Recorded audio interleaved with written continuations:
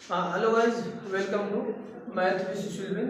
We are discussing in this lectures class 9 subject आपका है आपका सरफेस एरिया एंड वैल्यू पृष्ठीय क्षेत्रफल एवं आयतन। आज हम लोग इसमें जो है कि एक्सरसाइज आपका 11.3 का क्वेश्चन हम लोग 3 वाला है जी। क्वेश्चन थर्ड वाला हम लोग देखेंगे। क्वेश्चन थर्ड ये करा है कि एक शंख की ऊंचाई 15 सेंटीमीटर दे रखा है, ये इसका आयतन 1570 सेंटीमीटर क्यूब है, तो इसके आधार की त्रिज्या ज्ञात करना है। जबकि यहाँ की पाई की वैल्यू दे रखा है 3.14 दे रखा है, तो कह रहा है इसके आधार पे हमें फाइंड करना है कि शंख के जो आधार की त्रिज्या होगी वो कितनी होगी, है ना। तो बेसिक ही सिंपल क्वेश्चन है, इसमें कुछ लंबा चौड़ा कुछ है नहीं, केवल कैलकुलेशन है। चलिए हम लोग जो कर रहा है उसको मैं थोड़ा सा फॉर्मेशन करने का प्रयास कर रहे हैं हम लोग। ये आपका ये कोण है, इसको सम कहा गया है। आप लोग को मैंने बताया था कि जो शंख होता था उसके जो निचले सिरे पे होता था एक सर्कल उपस्थित होता है, यहाँ पर ये एक वृत्त यहाँ पर होता है। ये कुछ इसका स्ट्रक्चर ऐसा ही समझ लो। ये मेरे पास एक लंबवृत्तीय शंख है जिसकी ये वाली हाइट दे रखा है कितना 15 सेंटीमीटर दे रखा है, और इसका क्या दे रखा है ओवरऑल वॉल्यूम दे रखा है, आयतन दे रखा है, इसका ओवरऑल वॉल्यूम दे रखा है। वॉल्यूम कितना दे रखा है भाई 70 सेंटीमीटर का क्यूब दे रखा है। कारण इसका इस वाले वृत्त का जो बेस है, बेस तो वृत्त है, इस वृत्त का मुझे रेडियस फाइंड करना है, ठीक है ना। अभी हम लोग जस्ट जानते हैं कि जो आपका वॉल्यूम होता है कोण का, मैं लिख दे रहा हूँ कोण ऑफ वॉल्यूम, ये क्या होता है आपका 1/3 होता है पाई आर स्क्वायर का एच होता है जी। ये तो आप लोग फार्मूला जानते हैं, बेसिक है। तो अब हमें क्या दे रखा है, इसकी वैल्यू दे रखा है, वॉल्यूम दे रखा है, तो जो जो चीज दे रखा है उसको पुट अप करते हैं, कोई दिक्कत नहीं।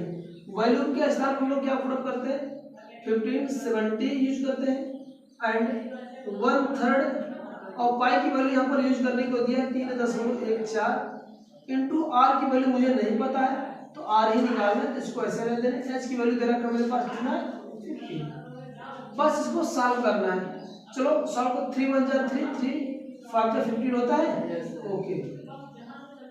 अब यहाँ से बस क्या आ गया, ये मेरे पास 15 ये 70 इज इक्वल टू 3.14 इंटू ये मैं इसको बाजू में कर लेगा 5, इसके बाद आर स्क्वायर। मुझे आर स्क्वायर की वैल्यू यानी आर की वैल्यू मुझे चाहिए, तो हम लोग करें क्या, ये जितने न्यूमेरिकल वैल्यूज हैं वह सब के सब आर में कैसे है मल्टीप्लिकेशन के फॉर्म में। अगर मुझे आर की वैल्यू चाहिए तो इन सबको जो न्यूमेरिकल वैल्यू एक साइड करने का प्रयास करेंगे, और ये वाले न्यूमेरिकल वैल्यू जो है आर से मल्टीप्लिकेशन फॉर्म में इधर आएगा तो क्या बन जाएगा डिवाइड फॉर्म हो जाएगा। तो जैसे भाग होगा तो हम लिखते हैं क्या है, यहाँ पर आर में से जाएगा आर स्क्वायर, और ये होगा क्या 1570 अपान का इन बटा 1.14 गुणे 5 होगा।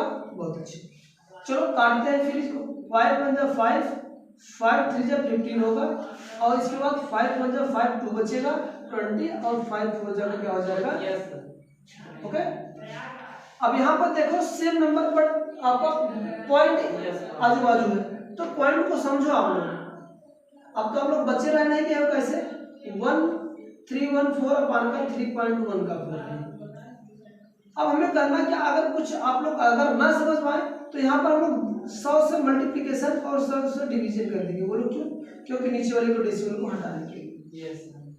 अदरवाइज वैसे भी सेम संख्या जितने अंक पे दशमलव लगेगा तो वहां पर ऊपर जाके उतने 100 बन जाएगा, यानी इतने 10 बन जाएगा।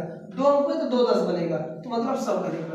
चलो अब जैसे यहाँ पर मल्टीप्लिकेशन मैंने किया तो आर स्क्वायर की वैल्यू कितना आ गया, ये आप पूरे का 100 ऐसे रहने दे रहे हैं, और नीचे वाले का दशमलव क्या हो गया खत्म हो गया खत्म।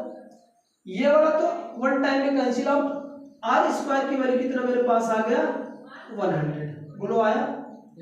अगर आर स्क्वायर की वैल्यू 100 आया तो आर की वैल्यू कितना आ जाएगा 10। तो हम लोग आर की वैल्यू यहाँ से निकाले, R is equal to root में ये 10 होगा, सॉरी 100 होगा, then R is equal to क्या हो जाएगा आपका 10 सेंटीमीटर। क्या आ गया, शायद ये पूछ भी रहा था कुछ कि आधार की जो त्रिज्या होगी वो आर की वैल्यू कितनी हो जानी चाहिए थी, यहाँ पर कितनी होगी 10 सेंटीमीटर होगी, ऊंचाई 15 सेंटीमीटर होगा, तो उस शंख का आयतन कितना होगा 1570 सेंटीमीटर क्यूब होगा। ओके ठीक है, चलिए